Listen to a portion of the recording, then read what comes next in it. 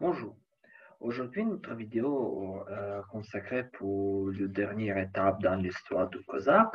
Aujourd'hui, c'est le révolte du Cosaque pendant des années 1620-1630. Cette période est la raison d'opération de ces révoltes qui avait lieu avec le agrandi de mauvaises conditions de paysans et des Cosaques et des expansions du cerf pendant cette décennie. Et la politique du gouvernement polonais a été explorée dans le politique de polonisation, de expansion du catholicisme et le bassin du niveau de vie, surtout des paysans ukrainiens. Et comme une conséquence, l'apparition de beaucoup de révoltes. Le premier conflit a été passé en 1625 quand le chef de Cosaque Marko Żmal avait la lutte contre le prince polonais Stanisław Konieczpolski. Et Stanisław Konieczpolski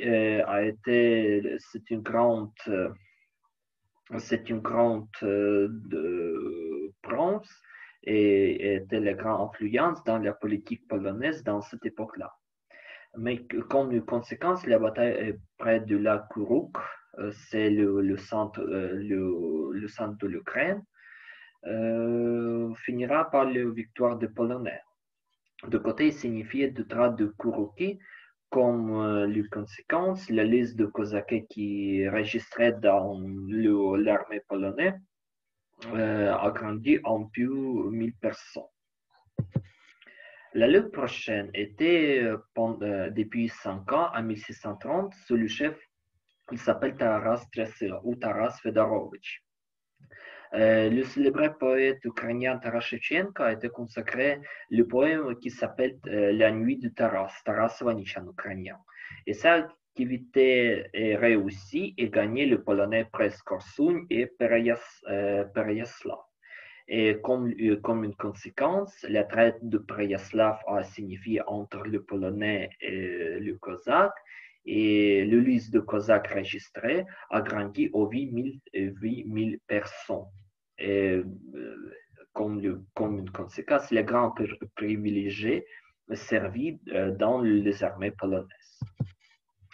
La prochaine révolte a été passée après 5 ans aussi. Puis, en 1635, Ivan Soulema a organisé une révolte près Kodak. Cette forteresse avait lieu près de siège de Zaporizhia, près de Dnipro. Et le grand but du gouvernement polonais a le contrôle sur les Cosaques. Et évidemment, selon de Cosaques Zaporok, n'a pas satisfait ces contrôles forts du côté du gouvernement polonais. Et comme le résultat, Ivan Sulema a organisé une révolte près Kodak contre le Polonais et cette forteresse a été détruite par Cosaques. Mais le Polonais ne terminait pas cette lutte. Une révolte a été détruite et le chef de révolte, Ivan Sulema, a été exécuté dans la capitale polonaise, à Varsovie.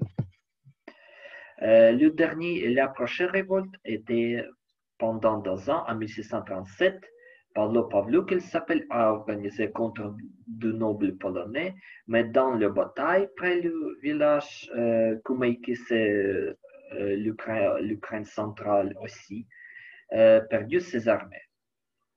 Comme une conséquence,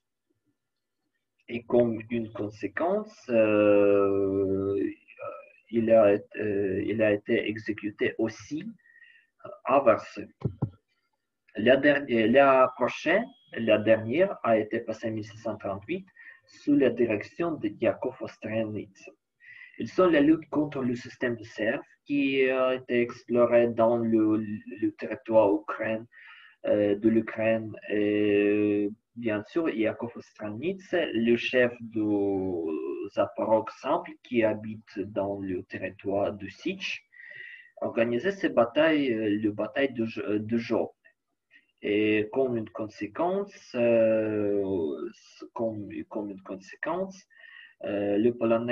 Polonais a été gagné dans ces batailles et Austerlitz avec quelques personnes qui sont été traversées dans les territoires de l'ouest de l'Ukraine, surtout des territoires de futur Slobozhanщина, de futur de la région de Kharkiv. Et comme conséquence, après ça, le gouvernement polonais a envoyé l'ordonnance des armées Zaporozhye, qui mesure les droits du Cosaque et surtout les mesures de droits de liste de Cosaques registrés.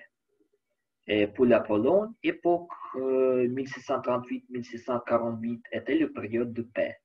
La deuxième prénom, c'est la période de paix, de l'époque d'or. Mais la société ukrainienne, le Cosaque,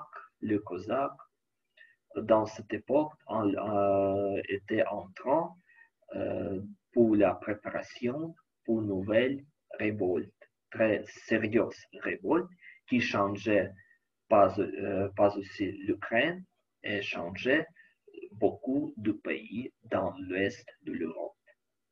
Notre vidéo est terminée. Merci beaucoup. Au revoir.